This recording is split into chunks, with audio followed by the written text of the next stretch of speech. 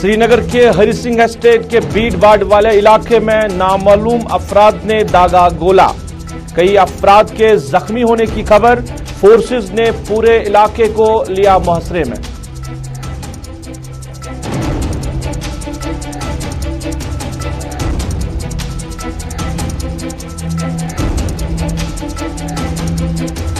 तो 20 जनवरी के पेश नजर शहर में सिक्योरिटी को रखा गया हाई अलर्ट पे। शेर कश्मीर स्टेडियम की तरफ जाने वाले रास्तों पर लगाए गए नाके।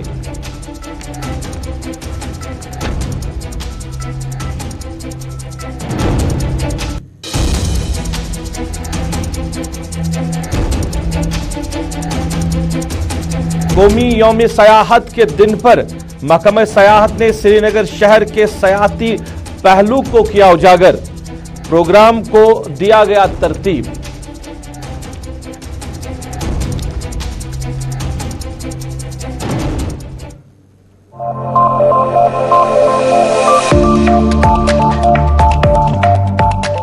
अस्सलाम वालेकुम नाज़रीन, सफर के 4 बजे है। आप गुलिस्तान के श्रीनगर स्टेडियो से बराह रास्त स्पेशल रिपोर्ट देख रहे हैं। मैं हूं आपका मेजबान रऊफ फारूक। की स्पेशल रिपोर्ट में सबसे पहले बात करेंगे, एक बड़ी खबर आ रही है श्रीनगर के हरि सिंह एस्टेट इलाके से।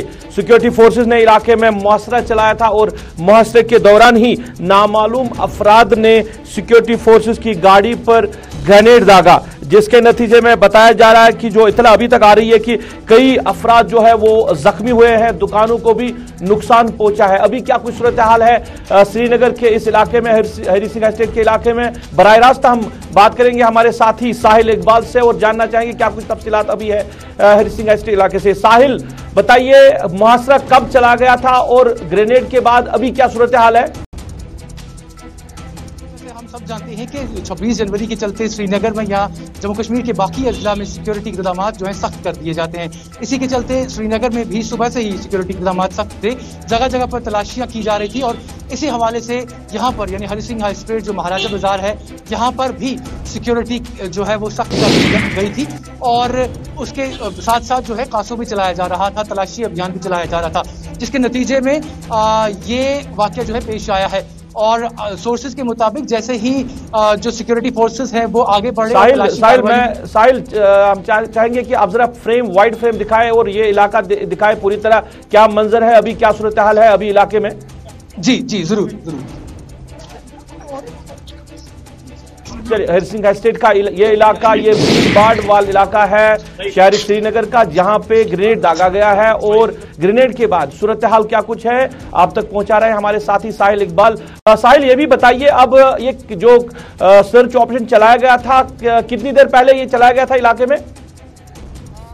रुख साहब, आपको बताएं कि जैसे ही ये वाकया पेश आया, इसके करीबन आधा घंटा पहले ये सर्च ऑपरेशन जो है यहाँ पर चलाया जा रहा था और जगह जगह पर तलाशी कार्रवाइयां चलाई जा रही थी। लेकिन ये कासो की अगर बात करते हैं तो आधा घंटा पहले ही कासो चलाया गया था और उसके नतीजे में ये ग्रेनेड अटैक हुआ है। और ये जो गाड़ी आप मेरे सामने देख रहे हैं, बिल्कुल यहाँ पर ग्रेनेड जो है वो फटा है और जिसके नतीजे में यहाँ के जो ज्वेलरी शॉप्स हैं उनके शीशे जो है पूरी तरीके से टूट गए हैं और कुछ गाड़ियां, सिविल गाड़ियां भी थी, उनके भी शीशे टूटे हैं। और साथ ही साथ ये जो पुलिस की गाड़ी मेरे सामने आप देख रहे हैं, रक्षक गाड़ी है, इसके टायर जो हैं वो पूरी तरीके से फट गए हैं और ये अब जमीन बोस हो गई है। तो कहा जा रहा है कि कई अफराद के जख्मी होने की भी खबर है। जी, सोर्सेज के मुताबिक जैसे ही हम यहाँ पर पहुंचे तो यहाँ एम्बुलेंस में जो जख्मी अफराद थे उनको हॉस्पिटल ले जाया गया है और सोर्सेज के मुताबिक हमने यहाँ से पूछने की कोशिश की जो सिक्योरिटी एहलकार हैं, तो बताया गया है कि इस ग्रेनेड अटैक में अभी तक 3 सिविलियन जो है जख्मी हैं, जिनमें एक लेडी भी बताई जाती है। तो ये भी बताइए साहिल, कल 26 जनवरी है तो क्या कुछ सिक्योरिटी सूरत हाल है शहर श्रीनगर की? बिल्कुल सर, जिस तरह से बाकी 26 जनवरी हो या 15 अगस्त का जो मौका होता है सिक्योरिटी इक़दाम सख्त कर दिए जाते हैं, बिल्कुल उसी तरीके से सिक्योरिटी इक़दाम यहाँ पर तेज कर दिए गए हैं। जगह जगह पर नाके हैं, तलाशियां जो है चलाई जा रही हैं, तलाशी अभियान चलाए जा रहे हैं, लोगों को पूरी तरीके से उनकी जामा तलाशियां ली जा रही हैं, उसके बाद उन्हें आगे जाने दिया जाता है। हमने भी सुबह से 2-4 इलाकाजात से अपने देखने वालों तक खबर पहुंचाई कि किस तरह से तलाशी अभियान चलाए जा रहे हैं और उसी के तहत यहाँ पर भी महाराजा बाजार, क्योंकि काफी ज्यादा कंजेस्टेड इलाका होता है और यहाँ पर जो है पूरा जो बाजार है, लोग दूर दराज इलाकाजात से यहाँ पर खरीदो फरोख्त के लिए आते हैं, पूरी तरीके से ये चक्का जाम रहता है और यहाँ पर ये हादसा पेश आया है। इसी तरीके से जिस तरह से हमने अब कुछ देर पहले भी जो बड़ी खबर सामने आई थी कि इस बार 26 जनवरी के मौके पर जो है रिस्ट्रिक्शंस नहीं रहेंगी, इंटरनेट ब्लॉकेड नहीं होगा या जामा तलाशी जिस तरह से हम देखते थे वो नहीं होगा, लेकिन इस बीच ये बड़ा हादसा जो है पेश आया है महाराजा बाजार में। तो अब क्या कुछ आगे की जो सिक्योरिटी अरेंजमेंट्स रहेंगे वो देखने वाली बात होगी। साहिल, शेर कश्मीर स्टेडियम में तकरीब सबसे बड़ी तकरीब होने वाली है। जो शेर कश्मीर स्टेडियम की तरफ रास्ते जाते हैं क्या उनको बंद रखा गया है? वहां पे ज्यादा सिक्योरिटी तैनात की गई है? बिल्कुल सारी जिस तरह से हमने जो फुल ड्रेस रिहर्सल देखा था उसके दौरान वहां पर पूरी तरीके से जो भी एंट्री और एग्जिट पॉइंट्स हैं, या अगर सुनवार की तरफ से बात करें तो सुनवार से ही गाड़ियों को रोका गया था, अगर लाल चौक की तरफ से बात करें तो पोलो व्यू से ही गाड़ियों को रोका गया था। और जब तक वहां पर फुल ड्रेस रिहर्सल हुआ तब तक वहां पर पूरी तरीके से चकाजाम रहा। वो किसी भी अपराध को या किसी भी गाड़ी को वहां आने जाने की इजाजत नहीं थी, लेकिन आज हमने देखा आज वहां पर खुला था। और सुबह जिस तरह से हम सब जानते हैं कि वहां पर पूरी तरीके से नाका लगा रहता है और किसी को भी आने जाने की इजाजत नहीं रहती है। साहिल, ये भी बताइए कि ये खबरें आ रही है कि सिक्योरिटी एजेंसीज को इत्तला मिली थी कि जो हरी सिंह एस्टेट वाक़ा हुआ है जहां पे ग्रेनेड दागा गया है कि इलाके में मिलिटेंट्स की प्रेजेंस है, जिसके बाद ही ये सर्च ऑपरेशन चलाया गया था और सर्च ऑपरेशन के दौरान ही ये वहां पे ग्रेनेड दागा गया था। मगर खबरें ये आ रही है कि मिलिटेंट्स की प्रेजेंस की खबर मिली थी सिक्योरिटी एजेंसीज को।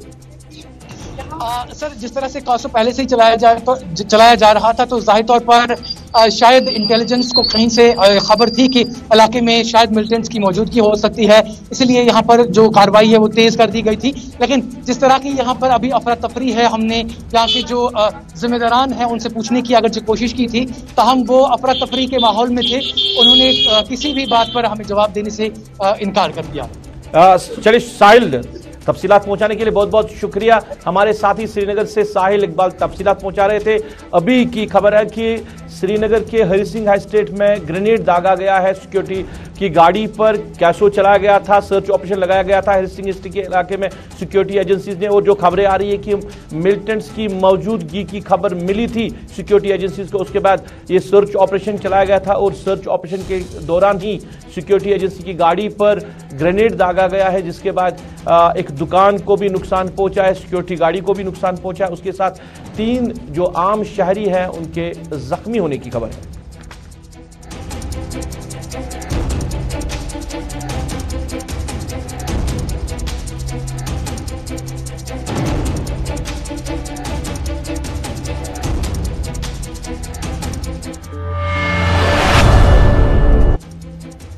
चलिए नाज़रीन, अब जरा बात करेंगे कोविड-19 के हवाले से, ओमिक्रॉन के हवाले से। तो मस्बत मामलात में काफी ज्यादा इजाफा हो रहा है और पूरी दुनिया की अगर हम बात करें तो तीसरी लहर ने पूरी दुनिया को अपनी लपेट में लिया है और तशवीशनाक सूरत हाल बनी हुई है। कोविड-19 के हवाले से लोगों में खौफ जो है वो तारी है इस कोविड-19 वबा बीमारी की वजह से। और इस हवाले से जिस तरह सरकार या एडमिनिस्ट्रेशन काम कर रही है, लोगों को बताया जा रहा है कि एसओपीज और गाइडलाइंस पे का पालन करे, जो सरकार ने एसओपीज और गाइडलाइंस बनाई है। इस बीच में अगर हम आलमी इदारे सेहत की बात करें तो आलमी इदारे सेहत के डायरेक्टर जनरल जो है उनका कहना है कि अगर जामिया इकदामात उठाए जाएंगे तो साल 2022 में ही कोविड-19 जो वबा बीमारी है ये ख़त्म हो सकती है। अब ये जामिया इकदामात क्या कुछ है, इस पे हम बात करेंगे और हमारे सीनियर साथी सनम एजाज बराह रास्त हमारे साथ जुड़े हैं। सनम, खैर मकदम है आपका। स्पेशल रिपोर्ट में जानना चाहेंगे ये जामिया इकदामात की बात कही गई है क्योंकि अब 3 साल से लगातार ये जो वबा बीमारी है अपने वायरेंट तब्दील करते आ रही है और काफ़ी लोगों को अपनी लपेट में लिया है, कई लोगों की जानें भी चली गई है। अब ये जो आलमी इदारे सेहत ने कहा कि अब जामिया इकदामात उठाने की जरूरत है, फिर ये वबा बीमारी खत्म हो सकती है। क्या कुछ है ये जामिया इकदामात? देखिए रूफ, अगर सबसे पहले जामिया इक़दामात की बात करें तो एक चीज मैं और ऐड करना चाहूंगा, वो ये है कि WHO ने जम्मू कश्मीर के लोगों की काबिलियत को भी माना है, एक्सेप्ट किया है। याद दिलाना चाहूंगा, कुछ दिन पहले 3 या 4 दिन पहले जम्मू कश्मीर के डॉक्टर निसार हसन ने बताया था, प्रिकॉशंस के साथ साथ उन्होंने आगे का हाल अहवाल बताया था और उन्होंने वो मेडिकल टर्मिनोलॉजी में बताया था और WHO ने बाज़ाब्ता तौर पर आज उसको एक्सेप्ट एक तरह से किया है और मनवन जुबान बदल है, अंग्रेजी जुबान में है, बिल्कुल वही बताया जो डॉक्टर निसार हसन ने बताया था और जिसमें उन्होंने बताया कि 2022 के आखिर तक अगर हमने एहतियाती तदाबीर के साथ साथ जो गाइडलाइंस हैं उन पे अमल किया तो फिर हम इस कोविड का मुकाबला बाज़ाब्ता तौर पे कर सकते हैं। और साथ साथ उन्होंने कोविड के लॉकडाउन के हवाले से भी उन्होंने बताया, इकदाम के हवाले से भी बताया, और फिलहाल यही बताया कि इससे इम्यूनिटी हो रही है। जो कोविड का जो ओमिक्रॉन का वायरस जो आया है, इससे इम्यूनिटी बिल्ड होगी, और जब इम्यूनिटी बिल्ड होगी तो साफ जाहिर है दुनिया की 60% से ज्यादा आबादी जो है वो इसका मुकाबला कर सकेगी। सरम, ये भी बताइए कि कई ममालिक ने भी अब इस हवाले से बात की है कि लॉकडाउन नहीं रहेगा, जहां कहीं भी रखा गया तो कई ममालिक ने खत्म भी किया है। अगर हम महाराष्ट्र की बात करें, वहां पे स्कूल उसको भी खोला गया है।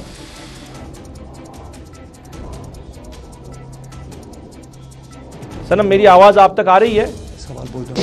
फिर से राब्ता कायम करने की कोशिश करेंगे सनम के साथ, क्योंकि कई ममालिक ने जो है लॉकडाउन को ख़त्म किया है और उन्होंने कहा कि लॉकडाउन नहीं रहेगा, क्योंकि जो ओमिक्रॉन के हवाले से बात की जा रही है कि ये अब पूरी कम्युनिटी में आ गया है, जिससे एक जो कह सकते हैं कि अब जब ये पूरी कम्युनिटी में आया है तो इससे ये जो वायरेंट है, डेल्टा है, वो ख़त्म हो सकते हैं और कहीं ना कहीं ये जो वबा बीमारी है वो ख़त्म हो सकती है। सनम, ये भी जानना चाहिए कि कई ममालिक ने इस हवाले से कहा कि जो लॉकडाउन है वो ख़त्म किया जाएगा, लॉकडाउन नहीं रहेगा।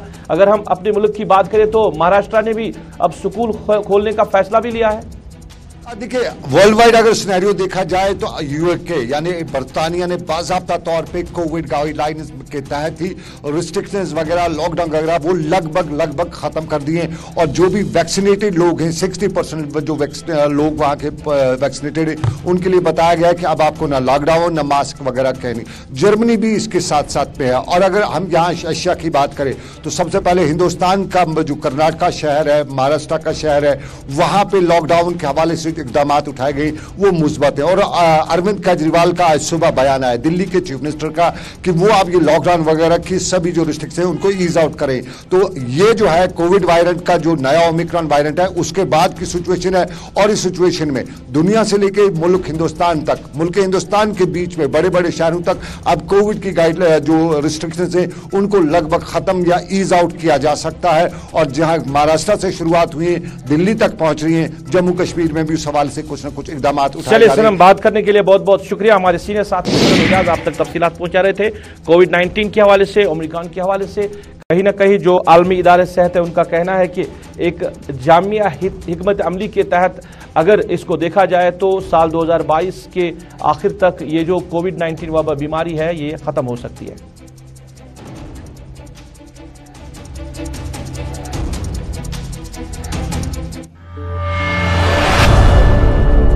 नाज़रीन, आप स्पेशल रिपोर्ट देख रहे हैं। बात जरा करेंगे कौमी योम सयाहत के दिन पर। आज महकमा सयाहत ने टूरिज्म डेवलपमेंट कॉरपोरेशन के इश्तराक से श्रीनगर शहर के सयाहती पहलू को उजागर करने के लिए खुसूसी प्रोग्राम तरतीब दिया है। इस मौके पर secretary tourism Sarmad Hafeez, director tourism doctor GN Itoo के साथ साथ महकमे से वाबस्ता कई अफसरान ने इस प्रोग्राम में शमूलियत की है। प्रोग्राम के दौरान जो वहाँ पे लोग आए थे, जो टूरिस्ट आए थे, उन्होंने भी बात की और जो अफसरान है, जिम्मेदारान है महकमा सयाहत के यानी सेक्रेटरी टूरिज्म सरमद हफीज और डॉक्टर जीएन इतू ने इस प्रोग्राम के हवाले से क्या कुछ कहा, हम आप तक पहुँचा रहे हैं।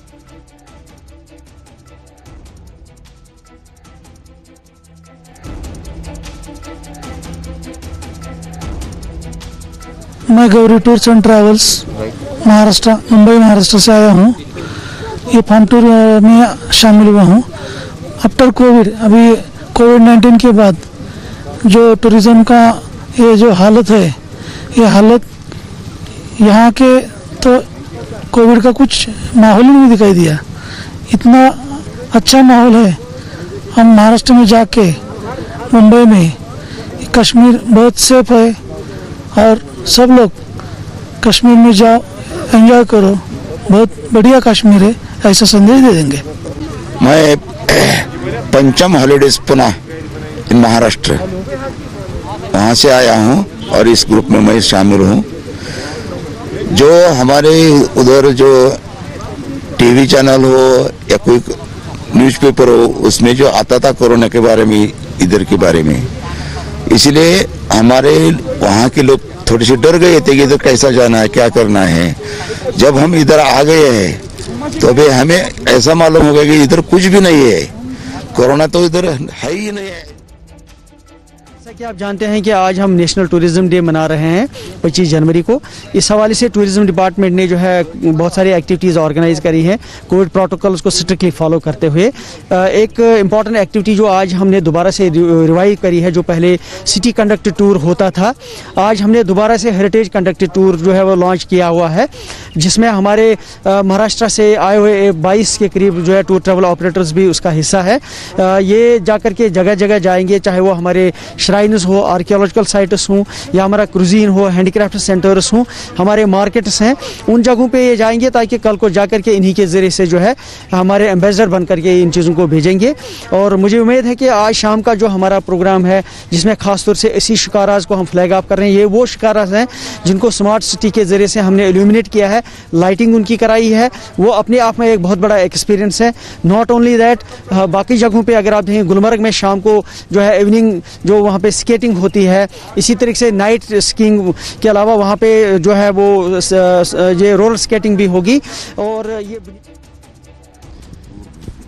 देखिए, आज नेशनल टूरिज़्म डे है, वो हम सेलिब्रेट कर रहे हैं यहाँ पे। और आपने देखा कि आज हमने जो सिटी हेरिटेज टूर्स हैं उनको यहाँ से लॉन्च किया। ये एक सिटी बस सर्विस जो है रेगुलरली यहाँ चलेगी।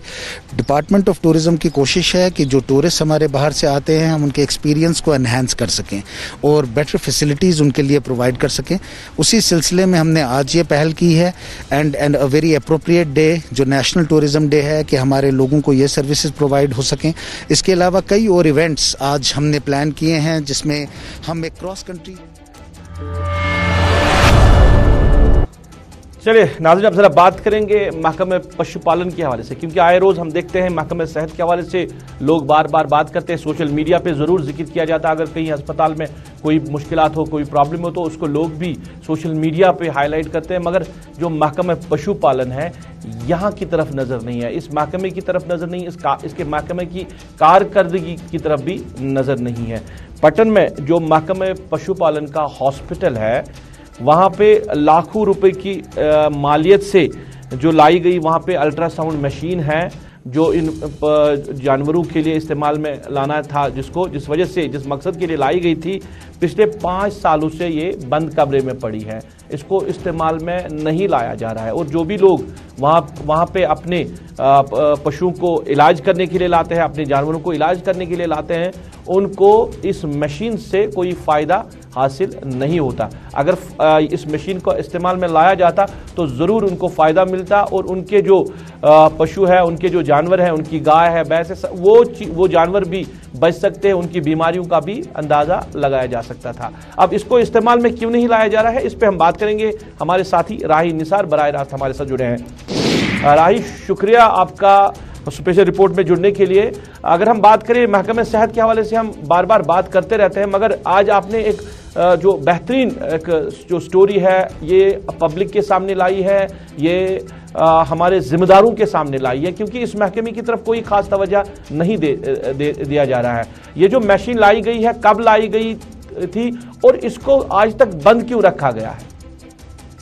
जी रूप साहब, बिल्कुल, हम आपने कहा कि हम हमेशा यहाँ पे महकमे सेहत के हवाले से बात करते हैं। आज अगर हम सेहत के हवाले से, मगर वो सेहत जानवरों के हवाले से यहाँ पे बात करेंगे, क्योंकि अगर हम महकमे एनिमल हस्बेंड्री की यहाँ पे बात करते हैं तो एक ऐसा महकमा है, शायद मुझे लगता है कि इस पर कभी नजर नहीं पड़ती है। तो साथ साथ में अगर हम इस महकमे की बात करें, यहाँ पे हम कहते हैं कि हम जदीद टेक्नोलॉजी ला रहे हैं, वही हम महकमे सेहत की बात करें या यहाँ पे एनिमल हस्बेंड्री की बात करें, जदीद टेक्नोलॉजी तो लाई जाती है, मगर उन जदीद टेक्नोलॉजी का इस्तेमाल यहाँ पे नहीं किया जाता है। हम इस वक्त बात कर रहे हैं एनिमल हस्बेंड्री पटन डिपार्टमेंट, जो वहाँ पे वेटरनरी हॉस्पिटल पटन है, वहाँ पे तो आज से 5 साल पहले अल्ट्रासाउंड मशीन लाई गई थी ताकि जदीद टेक्नोलॉजी का इस्तेमाल करे, मगर तब से लेकर लाखों रुपये मालियत की वो अल्ट्रासाउंड मशीन खाली वहाँ पे धूल चाट रही है और उसको वहाँ पे बंद रखा है कमरे में।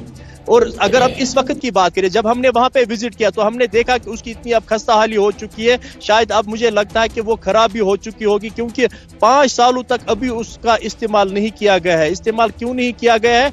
कहा जाता है कि वहां पे अभी महकमे ने टेक्नीशियन नहीं भेजा है, यानी कि वहां पे 5 साल में टेक्नीशियन अभी तक नहीं भेजा गया। अगर हम इसे पहले पटन हॉस्पिटल की बात करते हैं, राही हम ये समझे कि मशीन तो पहले ही लाई गई थी, मगर जो मशीन चलाने वाले लोग थे, जो टेक्नीशियन टेक्नीशियन थे उनको वहां पे तैनात नहीं किया गया था। अगर उनकी तैनाती वहां पे नहीं हुई थी तो मशीन लाने का क्या मकसद था फिर?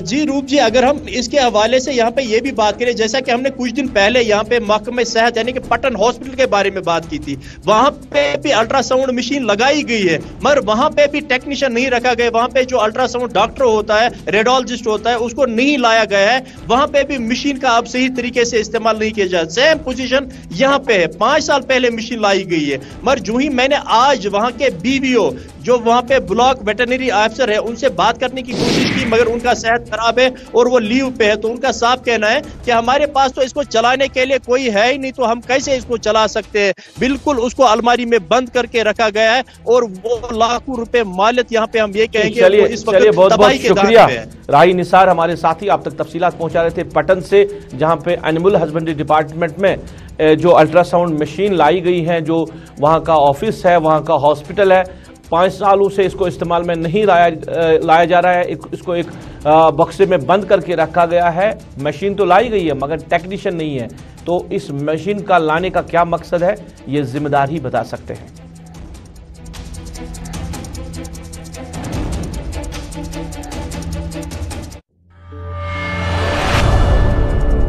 नाज़रीन, आज 12वें कौमी यौम राय दहनदान का दिन मनाया गया है। वादी में मुख्तलिफ जगहों पे प्रोग्राम्स का इनेकाद किया गया है, जहां पे नए जो अहल नौजवान हैं उनको रजिस्टर किया गया है और उनको वोटर कार्ड भी उनमें तकसीम किए गए हैं। श्रीनगर में सबसे बड़ी तकरीब हुई है जहां पे डिवीजनल कमिश्नर कश्मीर मौजूद रहे। इसके अलावा हर एक जिला हेडक्वार्टर पे आज इस हवाले से तकरीबात का इनेकाद किया गया।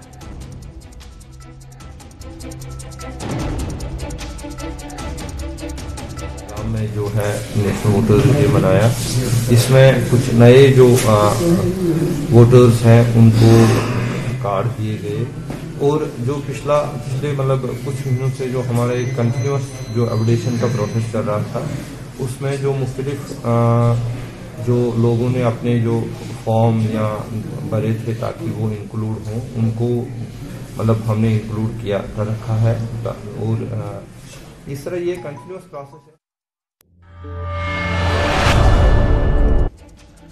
ठीक है, आप जरा वादी में बिजली के हवाले से बात करें तो गलवानपुरा सफदन चौधरी बाग के इलाके से वाबस्ता जो लोग हैं उन्होंने आज श्रीनगर के जिला तरक्याती कमिश्नर के ऑफिस के बाहर एहतजाज किया, धरना दिया। लोगों ने महकमे PDD पे इल्जाम लगाया कि जो शेड्यूल मुरतब किया गया था महकमे की तरफ से उस शेड्यूल के मुताबिक लोगों को बिजली नहीं मिल रही है। अगर महकमे ने शेड्यूल दिया है तो शेड्यूल के मुताबिक क्यों नहीं दी जा रही है। कई बार उन्होंने ये सवाल महकमे के जिम्मेदारों को किया था मगर जवाब नहीं मिला उनको। नम गई बिल नम क्लियर, अगर बाकियन जायन पावर शेड्यूल मुताबिक गलवानपुरा सफदन हरन चौधरी बाग बराबर पन्निस टाइमस पे पावर रोजान। मतलब अ यह हक सिक्योरिटी बाशिंद ये जमीन पे रोजन वाल नफर तो इंसाफ। ब्या लोन वसान रशीपोरा लोन रोपये करोड़ बद रोपये लोगमुत अकिस पोलस दिन DC साहब कनेक्शन सुन हेकान दित त्रावान यह पावर सिर्फ 5 मिनट मज जान मन पे आमद लुकन यह बरो फीस कहें अगर न पावर तो त्रो कहें पे कर इंसाफ इंसाफ मंगान कर यह बाखबर यह बिजली डिपार्टमेंट कर तौर बाखबर गवर्नर सोलस अपील करान अगर तुम यूता वन यूथ करान ट्रांसफार्म दिवान पावर दिवान श्रीनगर पे दूर 8 किलोमीटर तुम वुचता तुम सूचता टीम अस ना इंसाफी रिलीफ आता बिजली। चलिए, गलवानपुरा सफदन चौधरी बाग की आवाम ने जिला तरक्याती कमिश्नर बडगाम के ऑफिस के बाहर एहतजाजी धरना दिया और लोगों से इंतजामिया से गुजारिश की कि जो शेड्यूल मुरतब किया है महकमे ने उस शेड्यूल के मुताबिक की लोगों को बिजली नहीं मिल रही है, या तो उनको जो शेड्यूल है उसके मुताबिक बिजली दी जाए या जो उनका फीस है वो उनसे वसूल न किया जाए।